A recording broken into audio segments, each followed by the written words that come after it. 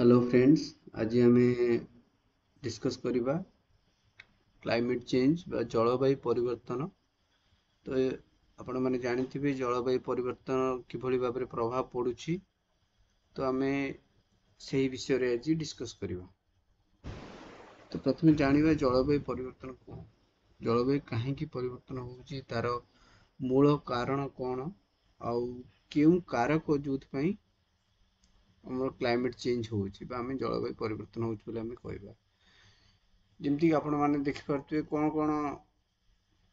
परिवर्तन आम देखिपे जे अनियमितता भाव में जल वर्षा हवा, कम समय अधिक वर्षा हवा, किछि समय कौन जो मनसून होउची तबले कंटिन्यूअसली वर्षा होनी, किछि समय वर्षा होउची, किछि दिन छाड़ देउची, जाफल चाष प्रणाली रे व्याघात होउची बा एग्रीकल्चर एक्टिविटी होउची सेतरे हमें प्रॉब्लम फेस करचंती चाषी माने। ओके, तो आम जानिबा फास्ट कौन होची रीजन अच्छी क्लाइमेट चेंज रो। तो हेतु आम कहूँ गोटे फास्ट होची green house gas effect. Green house effect कौन ना, जदि आम पृथ्वी अपन देखि पारथुए जदि पृथ्वी गोटे हमर एटमॉस्फेयर एटा अर्थ सरफेस, एटा एटमॉस्फेयर अछि। ये अर्थ सरफेस रे कौन होची ना बहुत सारा एक्टिविटी होची, जेमति इंडस्ट्रियल एक्टिविटी होची, जानवाहन माने वेहिकुलर पॉल्यूशन होची। Mainly pollution is the key reason. कौन होची पॉल्यूशन होवा द्वारा कौन होची ना, इंडस्ट्रियल पॉल्यूशन होवा द्वारा हमरे किछटा गैस रिलीज होची, जेमति nitrous oxide, methane, carbon dioxide, chlorofluorocarbon. These are the some of the key elements, key gases से माने कहते ना हमर क्लाइमेट चेंज पाई बा जलवायु परिवर्तन पाई दायी। किंतु आम जानी हमर पृथ्वी पृथ्वी पृष्ठ रे जो हमर गैस रो कंपोजिशन अच्छी, कार्बन डाइऑक्साइड रो जो मात्रा अच्छी, जो कंसंट्रेशन अच्छी, 0.033%, 0.003% अच्छी। बा जदि आम 20 वर्ष 50 वर्ष पछू पड़ेगा ता 300 समथिंग 392 ppm हिसाब थिला। किंतु वर्तमान तार मात्रा डे बाय डे बढ़ी चली, तार जो कंसंट्रेशन जो ppm वैल्यू बढ़ी चली। वर्तमान आम 420 बा 422 ppm रे पहुँचले। ता किभली भाव में बढ़ुची ना, हमर जो इंडस्ट्रियल एक्टिविटी हैला, फसिल फ्यूल आम जो जीवाश्म जालिले, कोयला जालिले, जालिबा द्वारा आम शक्ति आम इलेक्ट्रिसिटी जनरेट करुचे ना, तो से जो धुआं बाहर तो सी हमर कार्बन डाइऑक्साइड कंसंट्रेशन एटमॉस्फेयर रे बढ़ाउछ। ओके, तो वेहिकुलर पॉल्यूशन होवा द्वारा कौन होची ना, वेहिकुलर पॉल्यूशन होवा द्वारा मध्ये आमे प्रॉब्लम हो। देखंतु टोटल आम जो ग्रीन हाउस गैस इफेक्ट को आम जानिबा कौन होची, देखो बेसिकली हमर मिथेन, कार्बन डाइऑक्साइड आउ नाइट्रस ऑक्साइड, तीनटा होची बेसिक जिनस आउ वाटर वेपर। तो एतबेले हमर सूर्य पाखरु एठी आसिला कोन किछि किरण आछी, एठी सरफेस रे एब्जॉर्ब हो जाउची, आउ किछि किरण होची कोन ना reflected back to the space by the atmosphere. हमर एब्जॉर्ब हो पाउनी एवं सेटा रिफ्लेक्ट हो जाउची, पुनश्च फेरी जाउची। ओके, तो ये जो सूर्य किरण आसुची जो एब्जॉर्ब होची सरफेस रे, से सरफेस रे किछिटा एटी एब्जॉर्ब होची ए जगह रे, आउ किछिटा रिफ्लेक्ट होची। किंतु एतले रिफ्लेक्ट हो जाउची ना, एटी हमर लोअर एटमॉस्फेयर रे जेतु कार्बन डाइऑक्साइड रो कंसंट्रेशन अधिक हो जाउची, तो ए कार्बन डाइऑक्साइड रो गोटे प्रकृति होची से ग्रीन हाउस गैस। एटी ये शॉर्ट वेवलेंथ रे आसे, ए जो किरण आसे, जो लाइट हमें एब्जॉर्ब करूचे, सनलाइट अर्थ जो एब्जॉर्ब करूची गोटे से शॉर्ट वेवलेंथ रे आसे। किंतु एतले से रिटर्न जाए, तो रिटर्न जाउची लॉन्ग वेवलेंथ हे जाए। ओके, तो से लॉन्ग वेवलेंथ रेडिएशन को ए कार्बन डाइऑक्साइड गैसेस कौन करछि ना ताको ट्रैप कर दोछि। तो ट्रैप करिया द्वारा हमरो लोअर एटमॉस्फेयर रो जो टेम्परेचर अछि डे बाय डे बढ़ी चलछि। तो जब हम विश्व तापन कहूचे ग्लोबल वार्मिंग ताहा हमर इंक्रीज होबार लागिछि। ओके, तो ये टोटल फिनोमिनन को हमें कौन कहूचे हमर तो लाइट आसुची ऑब्जर्व होची किंतु हमर फर्दर कौन होची ना हम लाइट तो देखंतु टी सूर्य किरण आसुची लाइट एनर्जी आसुची किंतु ये एनर्जी सहित तो रिफ्लेक्टेड होची ना से लॉन्ग वेव रेडिएशन से रेडिएशन को कार्बन डाइऑक्साइड कौन करची ट्रैप करची जापर से long wave radiation further escape हेकरी एटमॉस्फेयर को जाई पारुनी जहा हमर एई लोअर एटमॉस्फेयर रे रही जाउची एवं हमर भूतापन बा हमर विश्व तापन बा हमर तापमात्रा आस्ते आस्ते पृथ्वी पृष्ठ रे बढ़ी चलछि। तो एही प्रक्रिया को हम ग्रीन हाउस गैस इफेक्ट कहूचे जहा फल रे हमर ग्लोबल वार्मिंग होची एवं ग्लोबल वार्मिंग होबा द्वारा हमें बहुत सारा विपर्यय को हमें सम्मुखीन करूचे। कौन कौन से विपर्यय को बहुत सारा प्रॉब्लम फेस करचंती बहुत सारा डिजास्टर हमें डे बाय डे एवे फेस करचेन एवरी डे हमें किसी ना किसी डिजास्टर कौन सी ना कौन सी कोण रे हमें देखिया को मिलुचे। देखिबा कौन कौन फास्ट होची देखंतु जेमती हमरो फॉरेस्ट फायर होची हीट वेव रे मरुड़ी स्थिति सृष्टि होची हमर एठी कौन होची ना एठी देखंतु साइक्लोन सृष्टि होची फ्लडिंग सिचुएशन होची हमर एठी जो आइस अच्छी नॉर्थ पोल ले साउथ पोल ले जो नॉर्थ पोल ले जो हमर कौन होची अंटार्कटिका रीजन ने जो आइस कैप अच्छी से आस्ते आस्ते मेल्ट हो जाउची। ओके, जेतु हमरो ग्लोबल टेम्परेचर इंक्रीज होची। ओके, तो these are the some of the reason. Then next हम दिबा कौन होची ना देखंतु ए कार्बन डाइऑक्साइड रो कंसंट्रेशन को हमें गोटे ग्राफ द्वारा देखुचे देखंतु केते थिला कार्बन डाइऑक्साइड रो कंसंट्रेशन पाखा बाकी 200 समथिंग थिला एतबेला हमें 1950 हम जाउचे 200 80 to 90 पाखा बाकी थिला किंतु तो हमें कंसंट्रेशन 2014 गति का आसचे ये सिचुएशन देखो एठी तो 2024 को आसचे तार कंसंट्रेशन केते हिज ना 422 ppm ही जायछि। Currently the atmospheric carbon dioxide concentration is 422 ppm। एटा हम डेली बेसिस रे देखुचे डेली बेसिस रे केम मध्ये एटा फ्लक्चुएट होउछ। एटा अगस्त मास रो अगस्त रो सितंबर 2024। ओके,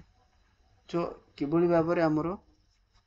एक कर्व देखंतु पूरा एटी गोटे स्टेडी स्टेट रे थिला केमती सडनली इंक्रीज हे चलीछि माने अपवर्ड मूवमेंट रे चलीछि। तो एटा को हमें कार्बन डाइऑक्साइड रो कंसंट्रेशन की बड़ी भाबरे बढ़ी चलछि एटा हमें देखिले। नेक्स्ट हमें देखिबा ए जो कार्बन डाइऑक्साइड बा जो जीएजी एमिशन होछि ग्रीन हाउस गैस एमिशन होछि तार कोन सोर्सेस आ तार परसेंटेज केते अछि को गैस रो परसेंटेज केते अछि एवं से कोथरु केते परसेंट सेटा रिलीज होउछ according to IPCC intergovernmental panel on climate change.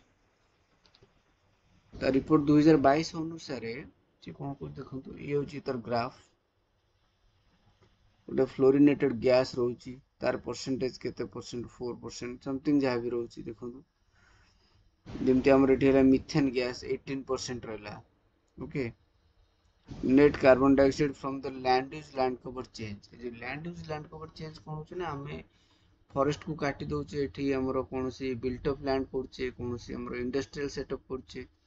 हमर चाष जमी को आस्ते आस्ते घर बाड़ी बा हमरो ह्यूमन सेटलमेंट रे परिणत हो जाउची जा फल रे कोन होची ना हमरो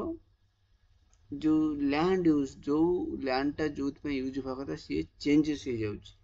ता चेंजेस होबा द्वारा मध्ये हमें बहुत सारा भीतर गैस रिलीज होता है जोटा कि हमें मेजर करछे। तो जेंति मीथेन गैस ये हमर कार्बन डाइऑक्साइड गैस रिलीज होउछ मेजर कोड आସୁଛି ना अराउंड 64% आमे फॉसिल फ्यूल बर्निंग करबा द्वारा होची आमे जो कोयला जाळुचे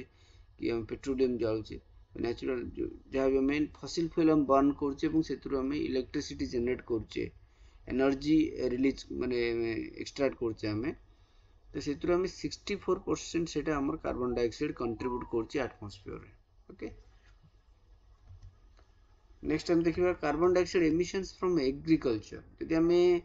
एग्रीकल्चर सेक्टर देखिबा से कहउचे ना south Asia accounts for 7.5% of the total fossils carbon dioxide emissions of which India's share was 6.6% and remaining less than 1% was shared by 7 countries in the region. यदि हमें साउथ एशिया विषय भी हमें देखिबा सेठी कोन होची ना टोटल जदि 7.5% total carbon dioxide south Asia रु रिलीज होउची केवल इंडिया 6.6% सेतरु रिलीज करिछि और रिमेनिंग 1% आउ अदर 7 कंट्रीज रहले समान रिलीज करछि तो मेजर सोर्सेस कौन तो को सोर्सेस रु एग्रीकल्चर सेक्टर रे हमर जे एमिशन होउची होउची नाइट्रस एन फर्टिलाइजर बा nitrogen fertilization then 908 gigagram carbon dioxide equivalent और जी क्रॉप रेसिड्यू बर्निंग होउची हमें धान काटी दोचे तार जो रिमेनिंग पार्ट रोची ताको हमें जाली दोचे जालिबा द्वारा सेतरु जो धुआं निर्गत होउची सेतरु मध्ये कार्बन डाइऑक्साइड रिलीज होउची मैन्यूअर हमें जो खत पकाउचे जो फर्टिलाइजर दोचे जहाँ भी हम करचे से तार तो बायोलॉजिकल डिग्रेडेशन होउची सेतरु मध्ये कार्बन डाइऑक्साइड रिलीज होउची और राइस कल्टीवेशन विशेष कर rice cultivation is the culprit कोन होउची ना तो लो लैंड राइस अछि लो लैंड राइस माने जोटा खालुआ जमी सेठी पानी सबले जमी के रहे माने मिनिमम गोटे से चाष पाई हमर ट्रेडिशनल प्रैक्टिस अनुसार 5 सेंटीमीटर पानी रहबा नियत दरकार जेहेतु हमर पानी सबले स्टैंडिंग वाटर सेठी रहउची तो स्टैंडिंग वाटर रहबा द्वारा सेठी गोटे टाइप रो बैक्टीरिया ग्रोथ होई थाए ताको हम कहते मिथानोजन कहउचे एवं से बैक्टीरिया कोन करे ना एटी जो हमर बायोलॉजी जो ऑर्गेनिक मैटर सॉइल रे अछि ताको डिग्रेड करथाय ताको ब्रेक डाउन करे करबा द्वारा कोन होछि ना सेतु कार्बन डाइऑक्साइड रिलीज होता है ओके तो आप देखि पारथबे किबळी भाबरे टोटल केते रिलीज होछि एवं मिथेन कंसंट्रेशन केते एवं नाइट्रस ऑक्साइड रो कंसंट्रेशन केते रहउछि वर्ल्ड रे नेक्स्ट हम देखिबा ने green house gas emissions in different crops यदि हम डिफरेंट क्रॉप्स ऊपर देखिबा को क्रॉप रो अधिका कार्बन डाइऑक्साइड बा मिथेन एमिशन होउची बा जी एमिशन अधिका होउची तो एक नंबर रे आसबो राइस लो लैंड जोटा मैं बे कहली मिथानोजेनेसिस प्रोसेस होउची जब से बैक्टीरिया हम कोन करची ना से ऑर्गेनिक कार्बन को ब्रेक डाउन करची भांगुची एवं सेथरु मिथेन एमिशन अधिका होउची एटा केवल लो लैंड राइस क्षेत्र रे देखा होउची तापर हमर सुगर केन आछी एवं तापर अलगा हमर ऑयल सीड पल्सेस सेतरे बहुत कम परिमाण रे आछी आज compare to rice lowland rice okay आमे तले जिबा नेक्स्ट तार इंपैक्ट कोन रहइबो यदि एई भली माने रहउची एग्रीकल्चर सेक्टर रे आर इंपैक्ट कोन रहउची आमे देखिबा सपोज आमे जेतु आमे देखिबा हमरो एटमॉस्फेरिक टेम्परेचर बढ़ी जाउची हमर खरा दिन हीट वेव बढ़ुची बट ड्राउट केस जदि अधिक हबो आईपीसीसी रो रिपोर्ट 2022 अनुसार जदि हमरो हीट रो एटमॉस्फेरिक टेम्परेचर बढ़ुची एवं हमरो मरुडी स्थिति यदि अधिक होउची तेबे कोन हबो देखन मरुडी स्थिति यदि अधिक हबो तो जो वर्कर्स माने काम करछन से मान मध्ये स्ट्रेस रे आसीबे एवं से मान मध्ये काम कर पाए पई असमर्थ रहिबे जा फल रे तमरो मरुडी होबा माने तमरो क्रॉप रे जेति कि अमल होबा कथा सेठी अमल क्षमता कमी जिवो यदि अमल क्षमता कमी जाउची कोन हबो ना तमरो फूड प्राइस तमर बढ़ी जिवो जेतु कम तमर प्रोड्यूस रहिला सेठी माने चावल की जदी 50 टका अछि सेतरो 100 टका हे जिवो ओके एवं कौन हम ना रिड्यूस एवं जदि हमर फूड प्राइस कमौछि एवं तोर हाउस होल्ड इनकम मध्य से हिसाब रे कमिबो एवं हाउस होल्ड इनकम कमे से गोटे लोकल इफेक्ट क्रिएट करिवो जो जहा कि गोटे तुमर इकोनॉमी तुमर इनकम रे कम इनकम बा लो गोटे मार्जिनल प्रॉब्लम क्रिएट कराइबो ओके तो ये गोटे ग्लोबल इफेक्ट को मध्य इकोनॉमिक स्टेटस रे तुमको हैम्पर करिवो ओके तो आम नेक्स्ट जीवा impact of climate change on crop productivity and price जदि हम कहबा कौन तार इम्पैक्ट रहबो bye 2030-40 Sudha 9 out of the 10 major crops will experience a reduced growth rate 8 to 23% and increased price 75 to 90% due to climate change according to CIMMYT 2015 report अनुसार 10टा crop रु पाखापाखि 9टा crop रे तुमरो yield रे जो अमल क्षमता रे पाखापाखि 23% कमी देखा जीवो ओके यदि तुमरो कौनसी अमल कौनसी फसल रे उत्पाद रे अमलटा तुम कमी जाए से जगह तार प्राइस तार मूल्यटा बढ़ी जाए एटा केते परसेंट बढ़िया पई माने अनुमान करा है पाखापाखि 90% तुमरो प्राइस इंक्रीज हे जो जेमति कि मेज रे तुमरो ग्रोथ रेट कमी जीवो 12% एवं तार प्राइस इंक्रीज हे जीवो 90% राइस रे 23% तार ग्रोथ रेट कमी जीवो एवं 89% प्राइस इंक्रीज हो व्हीट रे these are the major crops growth rate 13% सेमती 75% एवं अदर क्रॉप्स जति कहबा तार ग्रोथ रेट 8% कमी जीवो एवं 83% प्राइस रेट मध्य इंक्रीज करिवो तो आमे फुन नेक्स्ट देखिबा किसी climate change impact on Indian agriculture जदि इंडियन एग्रीकल्चर देखिबा से कहूची by 2030 rice and wheat are likely to see about 6 to 10% decrease in yield suitability for rainfed rice area to decline by 15 to 40% by 2050 2050 बेलू देखा होची जे हमर rainfed जोटी हमर जल प्लावित माने वर्षा प्लावित अंचल अछि वर्षा जल उपर निर्भरशील रेनफेड एरिया धान चाष जोटी वर्षा जल उपर निर्भरशील सेठी पाखापाखि यील्ड रे 40% पर्यंत कमी देखा जीवो ओके एवं बहुत सारा मेजर न्यूट्रिएंट्स लाइक जिंक और आयरन कंटेंट मध्य कमी जीवो हमर मेजर क्रॉप्स रे विशेष करी राइस व्हीट मेज सरगम आउ फ्रेश वाटर फिश जो मानकर ए सब किछि मेजर क्रॉप्स अछि जोतरे मानकर यील्ड रे कोन हो बहुत कमी देखा जीवो कमी जीवो से मानकर अमल क्षमता कमी जीवो climate change aggravate biotic stress insects pathogens and weeds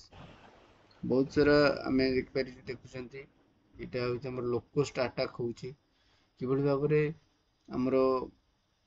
biotic stress होउची हमर इंसेक्ट माने ससेप्टेबल हे जाउचंती कोनोसी से माने मोर पावरफुल होउचंती से माने जेनेटिकली मॉडिफाइड हे जाउचंती बा द्वारा कोन कहउचंती से माने कोनोसी जते तमे मनकर हम गोटे एग्जांपल देबी गोटे पोको मनकर गोटे गछ लागु कोनोसी इंसेक्ट लागु तो फास्ट वर्ष तुम यदि कौन केमिकल पकाउछ तो सी मर जाउछ तो सेकेंड वर्ष ताके जो मरिबा संख्याटा से माने ह्रास होबा संख्याटा आस्ते आस्ते कमी जाउछ एमिति गोटे समय आसबे जते पेस्ट से पेस्टिसाइड माइले ताकर किछ प्रॉब्लम होबनी से माने एडी अडाप्ट हे गले से ताकर माने कोन हला तुम जेनेटिकली मॉडिफाइड हेले एवं से मानकर रेजिस्टेंट बिल्ट हे गला ताकर भीतर जा फल से माने आ से इंसेक्टिसाइड बा पेस्टिसाइड पे तांको किछ प्रॉब्लम करिवो नाही तो ए सब दिन से कोन करथिने क्लाइमेट चेंज पे से मानो सुटेबल एनवायरमेंटल कंडीशन से मानो पे मिलछि जेमते कि टेंपरेचर हला कि तांकर ह्यूमिडिटी हला ए भली किछि एनवायरमेंटल कंडीशन तांकर रिप्रोडक्शन रेट को बढ़ाउछि एवं से मानकर संख्या बढ़ुची जहाँफल से माने कृषि क्षेत्र में फसल को क्षय कर। नेक्स्ट हूँ मनसून 2023 आम देखुचे तो कौन ए रिसेंटली देखो 2023 रे किभली भाव फ्लाश फ्लड सिचुएशन आसला। ओके फ्लाश फ्लड सिचुएशन आसला सेठी किभली हिमाचल प्रदेश उत्तराखंड रे across the Himachal Pradesh Uttarakhand Delhi UP ये सब एरिया रे हमको किभली भाव फ्लाश फ्लड सिचुएशन देखी जहाँफल जमीक आम किसी एग्जांपल क्लाउड ब्रस्ट होची गोटे समय रे गोटे यूनिट टाइम रे एका संगे वर्षा हो आम क्लाउड ब्रस्ट कहूँ। क्लाउड ब्रस्ट हवा द्वारा कौन हो फ्लडिंग सिचुएशन पलि आसे से जगार घर द्वारा सबू धोई नहीं जाए। जमी आप देखिपे रिसेंटली एवं 2025 रे जे उत्तराखंड रे धराली एरिया जो अच्छी देखो पूरा टोटाली बिल्ट अप एरिया अच्छी जनबसति अच्छी किभली सब पोती हो जाए पोती हो जाए। क्लाउड ब्रस्ट हवा द्वारा कौन हो सहित मड आसे फ्लडिंग सिचुएशन आसे धन जीवन नष्ट हो जाए। तापर आम जा आउ कौन चैलेंज रोचे ना water and climate change. Water और क्लाइमेट चेंज कौन रोचे गोटे आमर रिसर्च रू जना पड़ी at least 10% increase in irrigation water जदि तुम गोटे डिग्री सेल्सियस आटमोस्फियर रे इंक्रीज होची आटमोस्फियर गोटे डिग्री सेल्सियस टेम्परेचर इंक्रीज होची ना तुम इरिगेशन जेतिक वर्तमान पानी दरकार होची एटलिस्ट 10% पानी रो रिक्वायरमेंट बा इरिगेशन वाटर रो डिमांड बढ़ी जीवो। ओके एवं एटा मध्य एक्सपेक्ट करा होची बाय 2050 से जो रेट जोटा 10% थिला that will increase to 19%। By 2050, 2050 सुधा due to climate change, induced heat and water stress, yield decreases करिवो 17%, maize रे कहूचे 12%, wheat रे 10% राइस मध्य करिवो जोटा कि एशियन डेवलपमेंट बैंक एस्टिमेट करछ। आउ गोटे मेजर प्रॉब्लम होची इंडिया क्षेत्र रे हाईएस्ट फ्रेश वाटर विड्रॉल होची जते हमर कंट्री अछंती majorly India is the highest water withdrawal country. Okay पाखापाखि जहाँकि गोटे आग को वाटर स्कैरसिटी रो गोटे प्रॉब्लम को क्रिएट करेबो एवं गोटे शो इंडिकेट करूछ। सेमती आम देखि परिबा पाखापाखि 54% of India faces high to extremely high water stress जोटा कि हम देखंतु ए मैप रे अपन मन जो रेड अछि extremely high these are the extremely high more than 80% कौन हो ना water stress state these are the area water stress area so मैंने 50% of India population will face water stress in future. Okay and this is due to the climate change जलवायु परिवर्तन जोटा हम कहूँ। So most of the India has severe water scarcity. Indian rivers देखो किसी river अच्छी एबे हमें देखुचे देखो इंडियन रिवर जोटा कि हमरो वाटर स्कैरसिटी देखा गलानी जेमती कावेरी इंडस कृष्णा ये जो रेड पर्सन होची जो मंथ टोटल मंथ होची 12 गोटे वर्ष रे यदि 12 मास होची पाखापाखि 8 मास ए सब 8 मास ए दुईटा नदी इंडस और कावेरी कौन होची ना पानी दे नाही पानी रोनी सुखा पड़ुची। ओके सेमती किछि किछि ब्रह्मपुत्र तो एवरग्रीन रहउची किछि किछि देखंतु 4 मास 5 मास 6 मास 7 मास जोटी कि हमर पानी हेटी कोनची ना सुखा पड़ुची। महानदी भी जेतु हमर वाटर डिस्प्यूट होउची छत्तीसगढ़ स्टेट से तो सेठी मध्य हम कोन होउची बहुत जगह माने खाली मानसून सीजन पर most of the time Mahanadi भी सुखा पड़ला भाई सिचुएशन आसला। तो यही वाटर स्कैरसिटी सिचुएशन फ्यूचर रे देखा जोटा कि गोटे एग्रीकल्चर गोटे बहुत बड़ चैलेंजिंग सिचुएशन रहिबो एवं जहाँ ये सब होची आमे मूलरू माने ये सब कौन पे होची ये सब होची क्लाइमेट चेंज पे जलवायु परिवर्तन पे। ठीक अच्छे, आम नेक्स्ट देखा तार नेक्स्ट क्लास रे पढ़ा तार कौन अदर इम्पैक्ट रही पार, कौन फर्दर प्रेडिक्शन अच्छी क्लाइमेट चेंज हवा द्वारा, और तार सस्टेनेबिलिटी कौन, किभली भाव में आम क्लाइमेट चेंज सिचुएशन को एवरी सेक्टर रे लाइक एग्रीकल्चर हो कि आमर इंडस्ट्रियल सेक्टर हो, किभली भाव में ताकू सस्टेनेबिलिटी आम मेंटेन कर परिबा, से विषय में डिस्कस करिबा। Okay, thank you.